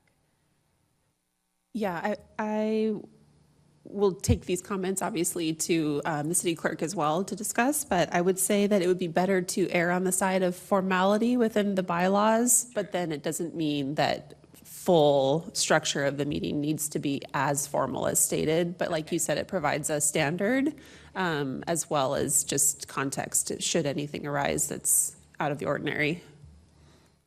I think that's fair. Yeah, I mean, I think the idea of like getting the floor, like that just really has not been ever like a phrase I've heard uttered, like, may I have the floor? But I understand, this is an official proceeding. So it'll be interesting to find out what you learn. Could we also remove gendered language from this bylaws? That'd be great. And I think like I didn't even know there was a 3-minute rule, because, I mean, if we go over 3 minutes, it's. Maybe we'll be out of here by 8:30 every time. Yeah. I mean, if we go over by 3, it's usually someone's talking for 4. I see that one is definitely more of a city council 3 minutes, Yeah. When people speak kind of thing. Do you even have a timer? Well, that's for public discussion, that's definitely, is it also for, Yeah, it came up That's today, right. actually. Oh, which did is it? cool. Yeah, when we were doing the public comments, we did have a timer for Speaker Tristan. yeah, no, public comments, it's always 3 minutes. Oh, is that the only area it is? Is it also for, No, it's Maybe also for us, I I believe. think You're right. so too, which it Yeah. has not I been think much it of said a, like with approval or something like that. yeah. Right, we can ask the chair for further minutes. If we get really formal about it. Yeah. And you're capturing all of the comments we're saying? Okay. I mean, it's being recorded on video, so I'm not trying to write it down Yeah. furiously, but yes. Yeah.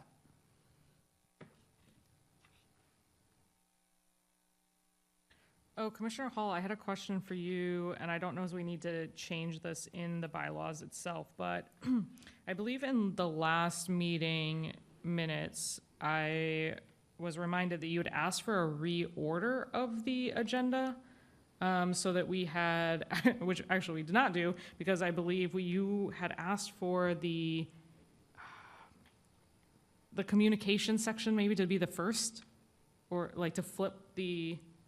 Oh, I Do know. you remember Because at the end of, and this is kind of yeah, we had talked about that. Commission communications, Yes. where by the time we get to this, we're well into an hour and a half, 2 hours of our meeting. And granted, we're a little tired sometimes. And I did ask if that was a possibility, because I know this is pretty much set in stone, like how the city council and others work. And I wondered about that, if that was possible to, or even feasible, or even a good idea to put communication towards the beginning of our meeting. And then the other people, and speakers and things would be there, as opposed to at the end. If I may, so that was one of my staff communications. We cannot change the format of the agenda. It's a standard Yeah. agenda. That's what I kind of thought. Ironically. Okay, I wanted to make sure I was going to asked for say. you, because I saw Yeah. it in here earlier. Yeah. Okay. I think I kind of figured it was what it was, right, but we couldn't really change it, but that's why I asked, yeah.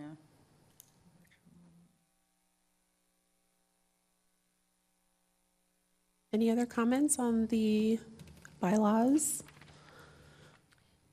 So if we did want to add a mission statement to this, what's the process for doing that? It's a great question. So we would need to brainstorm what that mission statement is, and then seek approval from city council. So I can get a clear process from the city clerk's office for something like that. You'll also notice there is a little blurb on the front page, which potentially has a little bit of wiggle room. It's kind of a summary statement of what the commission is and does. But that's definitely something I noted to get clarity on. But it seems to me that the only only the membership and the purpose sections require city council action. Like, couldn't we amend the bylaws to add a mission section, or is it just potentially in conflict with, like, the mission and the purpose are kind of synonyms, so is that the? Right. Okay. That's what I want to get clarity on.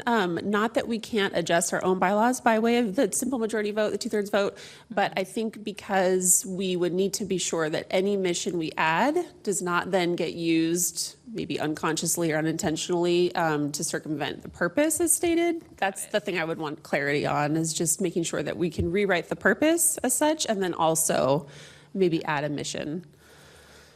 Can you also find out if we have, well, I guess if this is supposed to be the last, most updated version, we didn't change that, we have not changed the mission at all?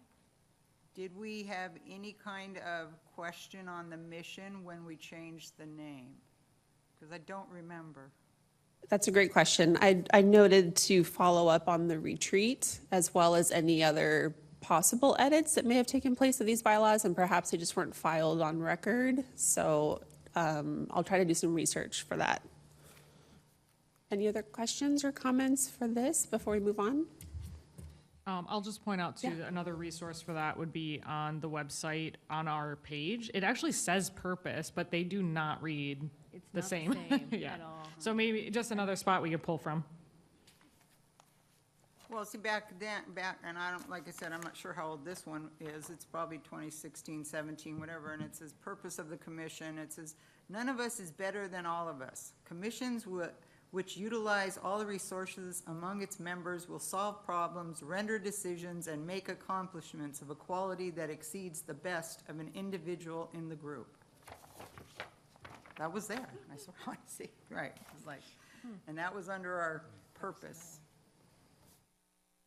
So that definitely Treasure changed. trove. That Commissioner changed. Hall, See, you that's really all, do. that definitely changed somewhere along the line.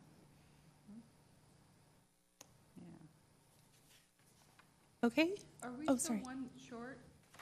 Do we have six members right now? Are we missing anyone tonight? or- Commissioner Schmidt is absent. Okay, Yeah. and I think I'm terming off, right? So, this is my last meeting. Oh, it yeah, is. okay. Yeah, I just realized that, yeah. Uh, Right? Possibly. Continue on. That's another question. Until you fill the vacancy or something I like think that? so, yeah. I mean, we would be down a very important commissioner. Well, Okay with the bylaws. Sarah asked me. Oh, I could be wrong. I Yeah, don't know. Sarah asked me, because I thought it was going to be my last meeting, and she said no until we hire one more commissioner. Yeah, because you're, I'm no turning out. offense. Yeah, you you're- were before me. Oh, Yes. Yeah. Yeah. Yeah, I think you're good for membership C. It says expiration of their term Yeah, and appointment of their successor. okay, okay. So I don't know if we always, but then you could voluntarily resign, I suppose, as another option. But yeah, I caught that too, so Was you're yours- welcome to stay Did on. yours say June? June 30th, Yeah, right, so that, mine too, see, okay. but yeah, Sarah said we only, that, because I thought it was going to be, but she said no until we hire until we have one more new commissioner. So now we have 2 spots. Correct. Yeah, 2 possible vacancies, but hopefully not quite yet. Okay. Yes, okay. Public comment for the bylaws? Okay. Let's see. So moving forward, if that's to agenda for item 4C, this can be part 1 of this conversation since we are already into the evening here, but commissioner discussion about priorities and areas of focus for this commission. Again, another opportunity to have a fluid discussion, to either brainstorm or pitch or discuss areas that are of interest or of focus related to accessibility within Alameda, and anything that pertains to people with disabilities as well as their families. So I'd just love to open that up to the commission. I think in the past, at our retreat, we talked about like what our focus might be for the year. And so I think the only time I've ever been in a meeting where we did that was, we thought mental health was super important. So we did a lot of focusing on mental health that year, and it was really relevant because I think that's when there was I don't know, like police brutality, and we hired, a third-party organization to work with the police and the firefighters, to be called into action. So it seemed very relevant at the time. I'm just throwing it out there. That's something we thought about in the past. So if there's anything like that that is of interest that's really relevant that we could focus on. I mean, I think the aging population, like, they go very hand in hand. I think, like, I just moved my mother into a home, and even before that, like, visitability was such a big issue with our family, and her getting, up and down the stairs, and then her elderly friends. Like, that's why I really like all these waivers on visitability, because I think that's so important to stay mentally healthy and physically together, with visitability and all of that. So I'm always open for keeping the aging population top of mind because the disabilities that accompany that. So that's my 2 cents. I think like part of that, for me, and makes me think about just a continuing challenge that I think I personally need to keep top of mind. I try to remind myself almost always coming into these meetings is just try to retain a really expansive lens for what do we mean by accessibility or persons with disability. It can be like just so many different variations of that. And, I think we all have our personal experiences and can like hone in on a particular, iteration of that. And I think it's, incumbent upon all of us or, kind of as a mission to kind of revisit, like, are we being, broad enough in our thinking? Are we truly, reflecting that entire, like, portion of the community? Sarah put this out on the email about thinking about 2025 and some of the events. Everybody got that, right? Remember? That was like a brainstorm summary. Great. About things. Is there anything that stood out? Get you a copy. Commissioner Hall, was there anything that stood out there? Well, just like the special education family support group, like we said, mental health, of course. You've got the young children and of mental health and school age, and then of course we have the seniors. Doing other things like the Alameda Health Fair, and being have more presence in the in the community. And we have done in the past, we've done the Park Street Art and Wine Fair. We did that. We've done a few other events that putting it out there and showing the community we're out there and ready to help. It's amazing how people will come up and tell you their story. Or even I stopped and talked with a gentleman who was in the wheelchair and waiting for his ride from paratransit at Safeway. We had a nice long chat, and people they're appreciative to have somebody listen. You do what you can do, but even listening sometimes, could be helpful. I echo an emphasis on more outreach, because I think that there's still a big part of the community that doesn't know that we're here Right. as a resource.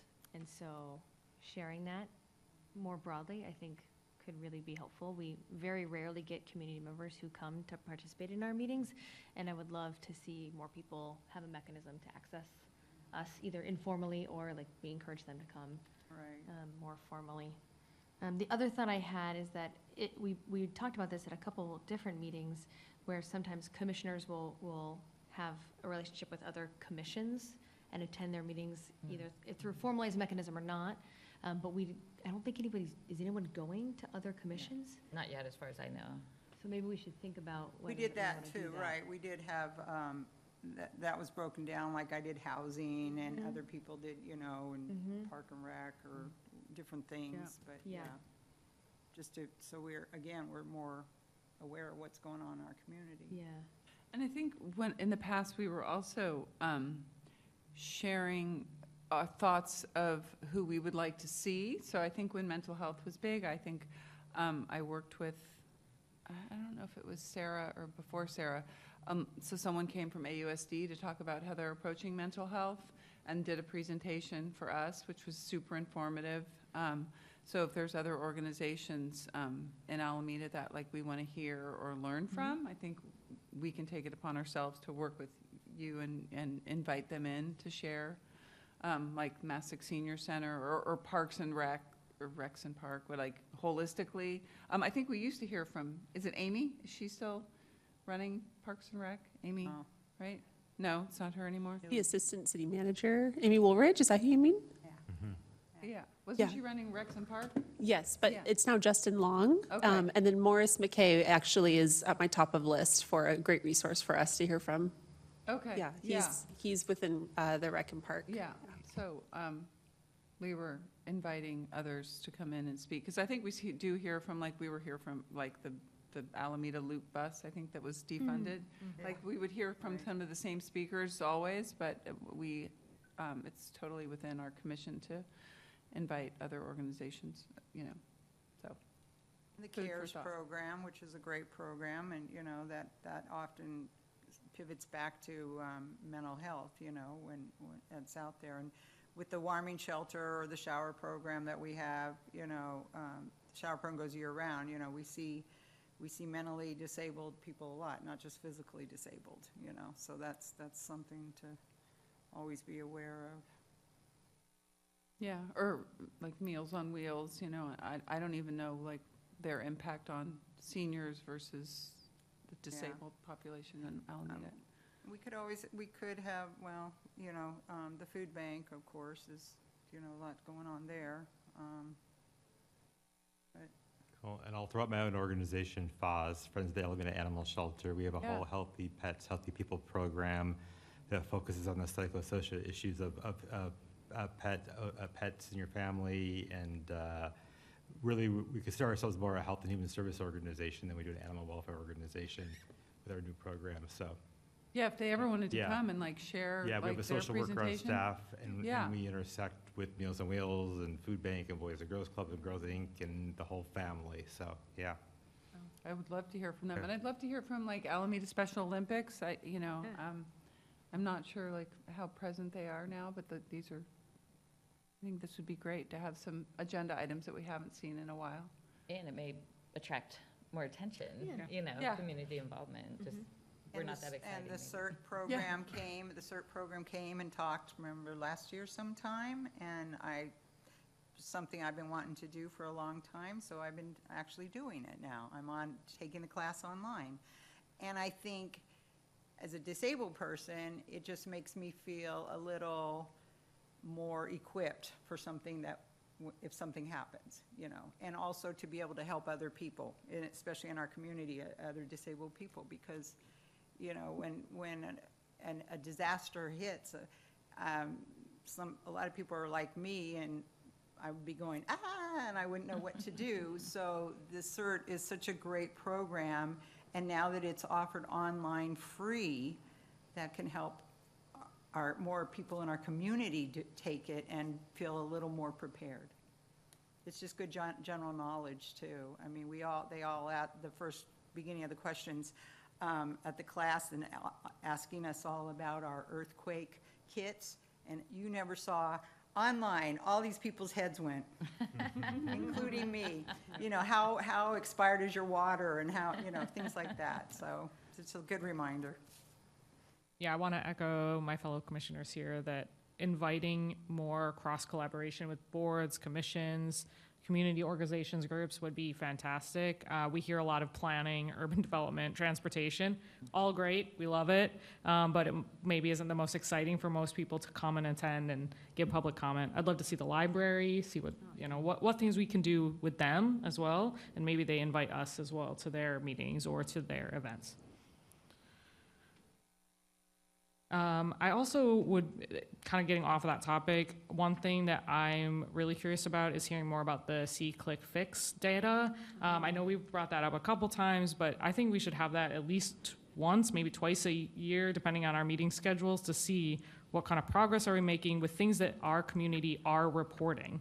And unfortunately, we haven't been able to get that data. I know, Coordinator, you're probably already on it, but that's something that I'd be really interested to see regularly. That's in my staff communication as well. Wonderful.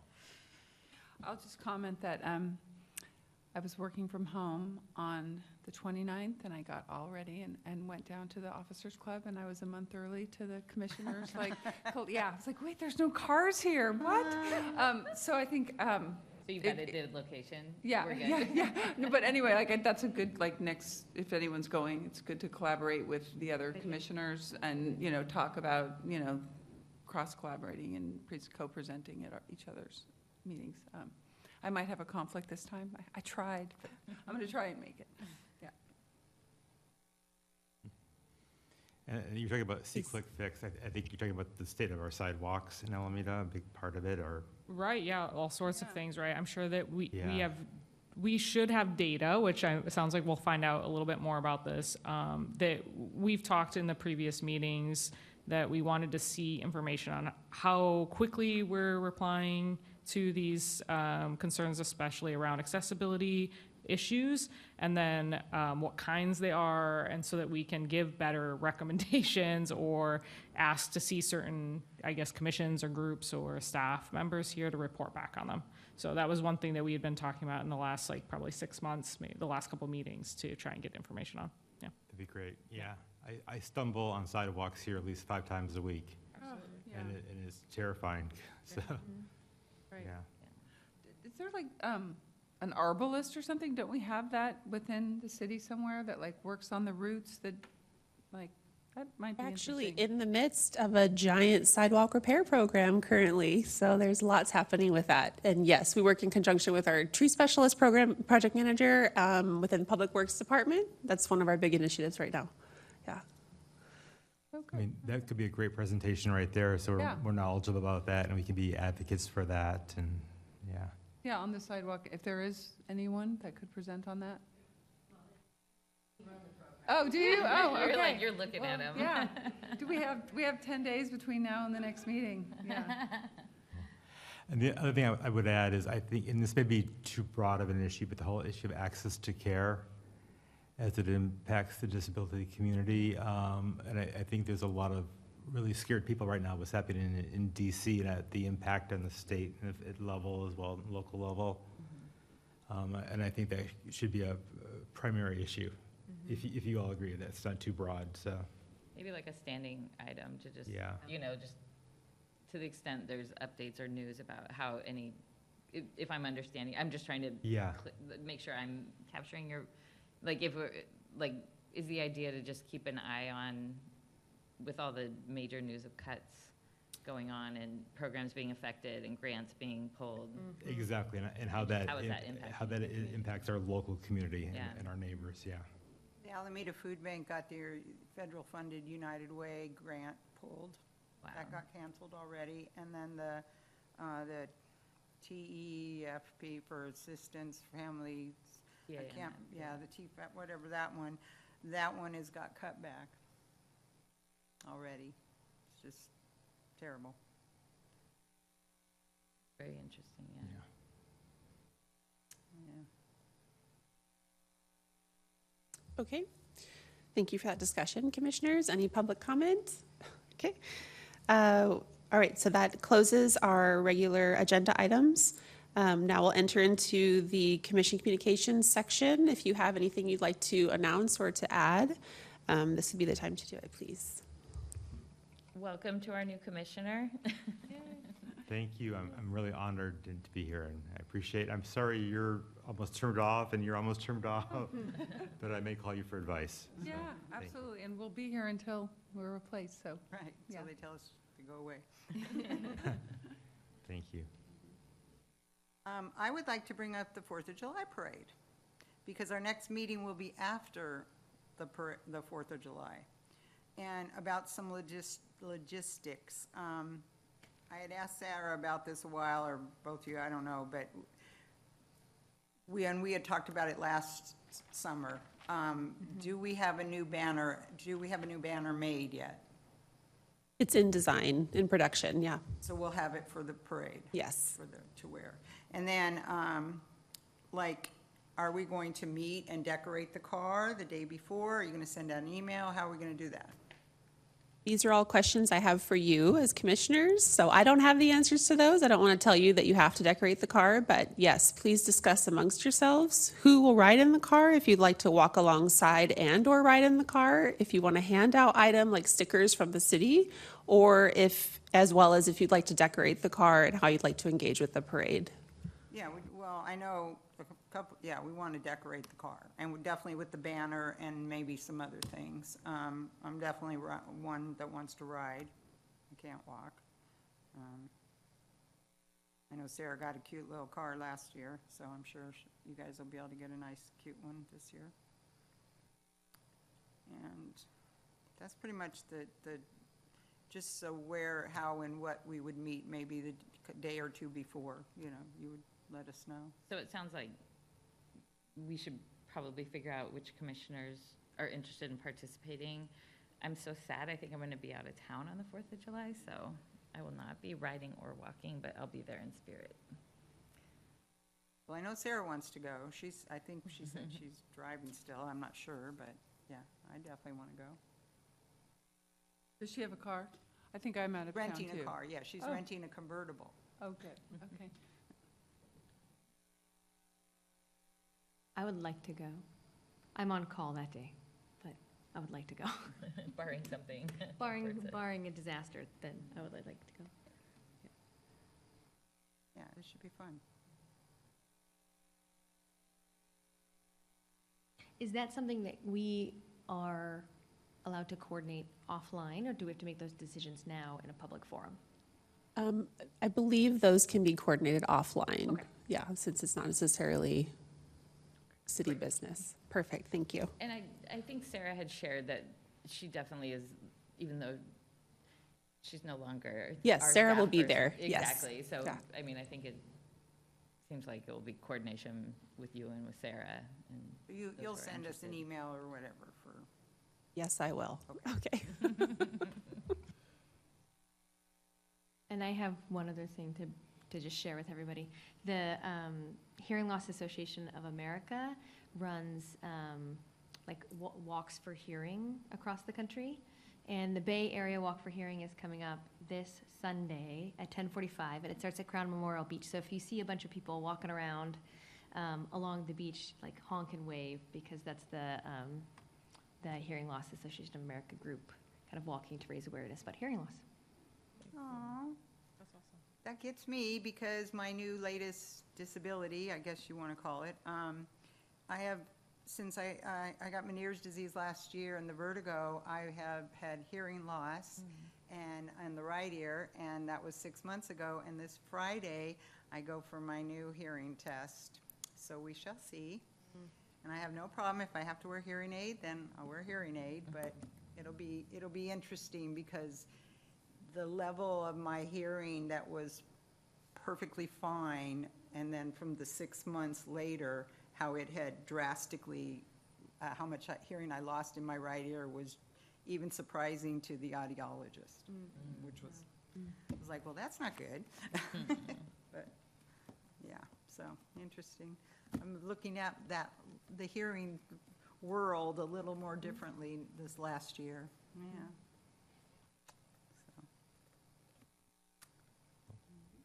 Of an announcement. So we talked about how important pets are to all of us and to people with disabilities.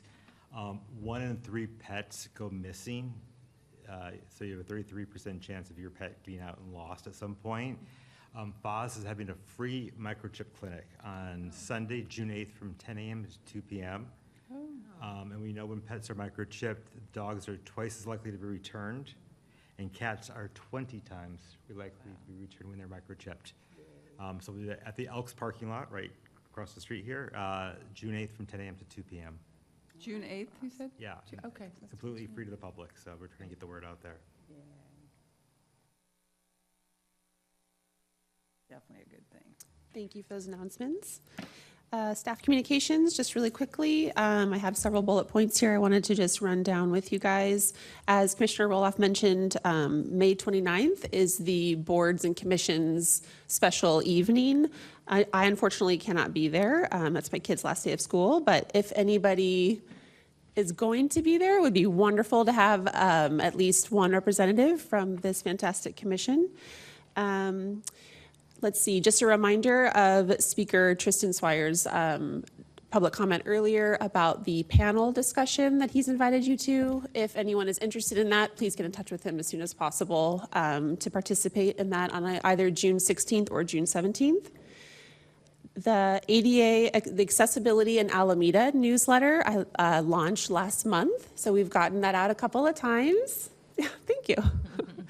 And so in the future, it's a monthly newsletter just featuring what's going on in Alameda. So I would love to have a feature from each of you as commissioners, just describing your work on the commission, why you're in this field, how you're connected to it, whatever you feel inclined to discuss. It would just be a fun way to, again, build that community engagement. So that's for the monthly newsletter. You can get in touch with me if you want to just send something that you've written or ask any questions about that.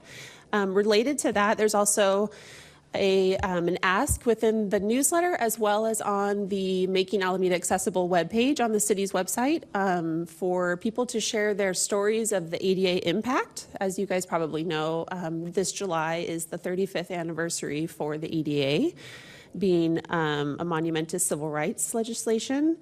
And so if any of you would like to share an ADA story, just how the act impacted you or your family, I would love to hear that. You can just fill out the form online. Like I said, it's linked in the newsletter on the webpage. The See-Click-Fix report, I'm working on combing through the data for all of 2024, just trying to parse out relevant terms, things that seem related. And on that note, also in the midst of sidewalk repair program. So the See-Click-Fix continues to be our main communication hub with the city for residents to report issues like sidewalks. And so that's going to be interesting, hopefully, I'm sure. And then on that note as well, in July, which will be our next meeting, that will be the annual ADA transition plan update. So as you know, I am part of the transition plan, the ADA coordinator role. So we'll be just talking through what's happened as part of phase one, whether it's in the built world or programmatically within the city of Alameda. So that'll be in July. Just look forward to that. And then finally, this Saturday, May 15th, I believe that's Saturday. Oh, sorry, that's tomorrow. So it's the Bike to Wherever Day, as you guys may have seen. I just wanted to point this out because it's a fun event citywide, but in addition to being a fun event, there's a small vendor called Access Trikes, which was created by a gentleman who is physically disabled. And so he created an adaptive trike system so that he can pedal around. So it's still pedal dependent, but it allows you to recline into a seat, and they have several different models. So they will be at the Bike to Wherever after party, featuring their trikes, allowing for people to ride on them. We're trying to see if they might want to be participants in July 4th in any capacity, or just for future cross collaboration. As we mentioned here, it's just a great, community organization out there serving the physically disabled. And that's it for staff communications. So if there's nothing else, a motion to adjourn. Anybody? I'll motion to adjourn. Okay. Second. Okay. Thank you. Just in time, look.